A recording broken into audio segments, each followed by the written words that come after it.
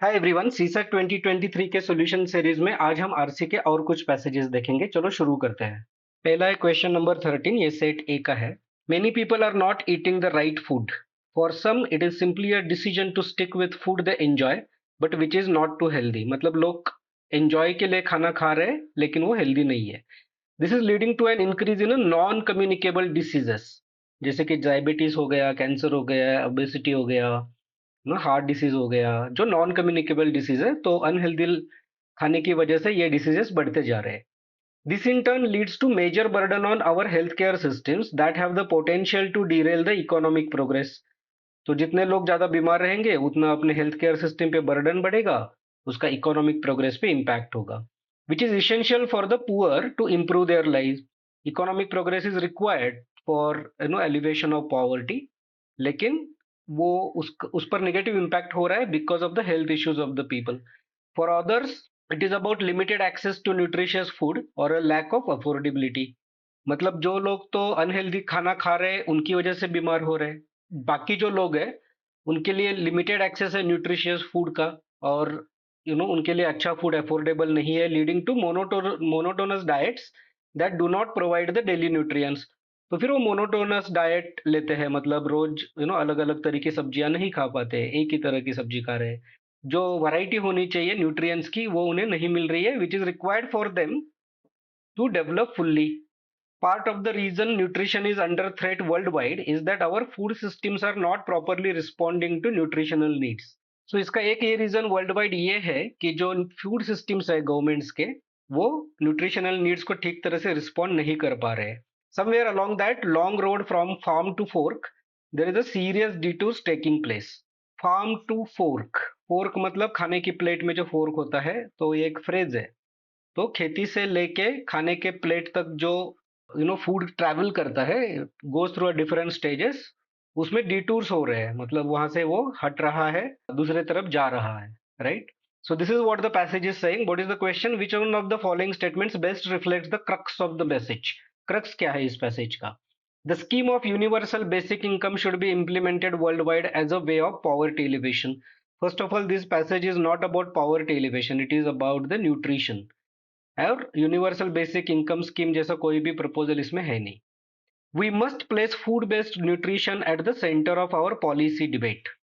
तो ये एक इस पर से मैसेज आ रहा है कि ये सब प्रॉब्लम्स है तो सर्टेनली फूड बेस्ड न्यूट्रिशन बहुत जरूरी है और पॉलिसी डिबेट में उसका रोल होना चाहिए। तो शायद ये एक आउटकम हो सकता है इस पैसेज का। चलो नेक्स्ट देखते हैं। Nutritional status of food should be improved by creating appropriate genetically modified crops. तो ऑब्वियसली जेनेटिकली मॉडिफाइड ऐसा स्पेसिफिक सोल्यूशन इस पैसेज में कोई बताया नहीं गया है। Using modern food processing technologies we must fortify food items with required nutrient elements. Modify करना चाहिए फूड आइटम्स को, टेक्नोलॉजी यूज करना चाहिए, ऐसे कोई भी बात इस पैसेज में नहीं की गई है। तो एक जेनरिक कंक्लूजन हम इस पर से निकाल सकते हैं या मैसेज इस पर से ले सकते हैं कि इसका जो इंपॉर्टेंस है, जो पैसेज में हाईलाइट किया गया है कि फूड बेस्ड न्यूट्रिशन होना चाहिए, तो उसको हम लोग पॉलिसी डिबेट के सेंटर में रख सकते हैं, पॉलिसी में उसको इंपॉर्टेंस दे सकते हैं। So option number B is the right answer to this question. चलो नेक्स्ट पैसेज देखते हैं। थोड़ा लंबा पैसेज है लेकिन इजी है। To tackle the problem of pollution in cities, policymakers think that drastic actions like temporary use of odd even number scheme for vehicles, closing schools, factories, construction activities, and banning the use of certain type of vehicles are a way forward. तो pollution को कम करने के लिए, प्रदूषण को कम करने के लिए ऑड इवन नंबर प्लेट जो बीच में दिल्ली में इंप्लीमेंट किया गया था, उस तरह का, या फिर स्कूल को क्लोज करो, फैक्ट्री को क्लोज करो, कंस्ट्रक्शन कम कर दो, सर्टेन टाइप ऑफ व्हीकल को बैन कर दो, इस तरह के जो ड्रास्टिक मेजर्स लिए जाते हैं वो सही है, ऐसा पॉलिसी मेकर्स को लगता है। Even then the air is not clean, उसके बावजूद भी एयर का पोल्यूशन तो कम नहीं हो रहा है। Vehicles more than 15 years old comprise 1% of the total.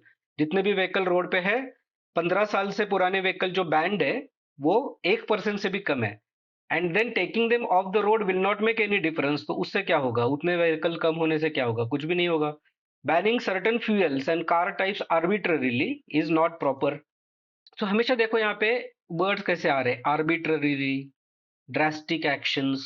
तो पैराग्राफ इस चीज की बात कर रहा है कि बिना सोचे समझे कुछ डिसीजन लिए जा रहे हैं, उसके पीछे रिसर्च नहीं है या कुछ प्रॉपर स्टैटिस्टिक्स नहीं है जिसके बेस पे डिसीजन लिए जा रहे हैं. The diesel engines produce more particle matter 2.5 and less CO2 then petrol और सीएनजी इंजन. डीजल इंजन जो है वो पेट्रोल या सीएनजी इंजन से कार्बन डाइऑक्साइड कम प्रोड्यूस करता है लेकिन पोल्यूशन ज्यादा करता है. On the other hand both diesel and CNG engine produce more nitrogen oxide. ये वेरिएंट होगा x then petrol engine, right. तो डीजल और सीएनजी इंजन में नाइट्रोजन ऑक्साइड का जो पोल्यूशन है वो पेट्रोल इंजन से ज्यादा है. No one has measured the amount of NOx that CNG engine are emitting. CNG engine के ऊपर रिसर्च हुआ ही नहीं कि वो उनसे कितना पोल्यूशन हो रहा है. एक जनरल अजम्पशन है कि उससे कम होता है. Arbitrary bans on vehicles that have pass mandated fitness test and periodic pollution test are unfair.